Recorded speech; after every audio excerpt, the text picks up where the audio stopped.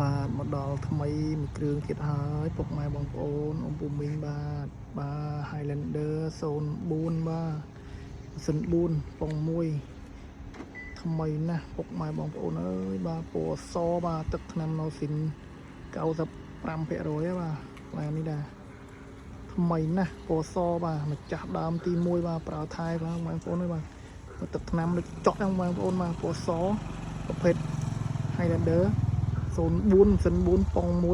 1ក្នុងលឿងពុកបងប្អូនណាហើយលេងហើយខ្ចីដែរពុកបងប្អូនណាមានឈ្នន់មានអ៊ីណុកមានកែមមានអីទាំងអស់បងប្អូនណា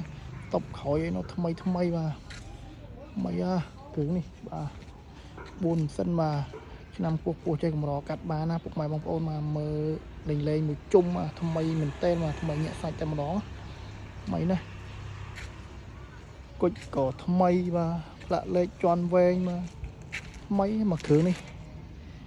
លេងឲ្យមួយសេតតែហ្មងបាទមានកាមេរ៉ាមានអ៊ីណុកមាននេះឲ្យទាំងអស់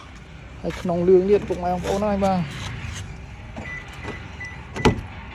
តបតែងបាទកំមែងជើង VIP ហើយបាទ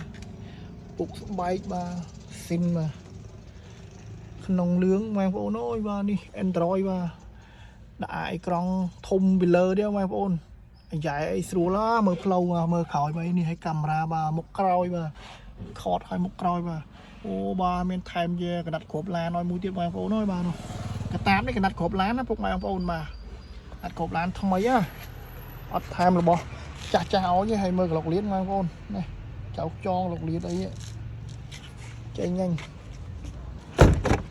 ញ៉ាញ់តែម្ដងបងប្អូនបាទនេះកម្រាលជើងមកវាក៏ពណ៌ក្រហមស៊ីជាមួយនៅក្នុងលឿងយើង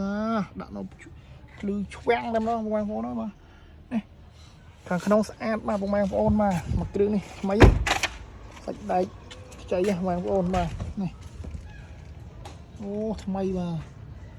លាងទឹកឲ្យត្រូវទឹកសាប៊ូបាទថ្មីចាំបងប្អូនស្រឡាញ់4សិនបាទពណ៌សអាចមើលមកគ្រឿងនេះបានថ្មីញាក់សាច់តែម្ដងបាទនេះចាប់អារម្មណ៍អីមកមើលបានពុកម៉ែបងប្អូនណាទៅតែកាត់ហើយមកក្តៅរៀបចំហើយក្តៅតែម្ដងបាទចាំពុកម៉ែបងប្អូនដែលចាប់អារម្មណ៍បាទ04សិនប៉ុង1បាទតេតតមកបានអរគុណច្រើន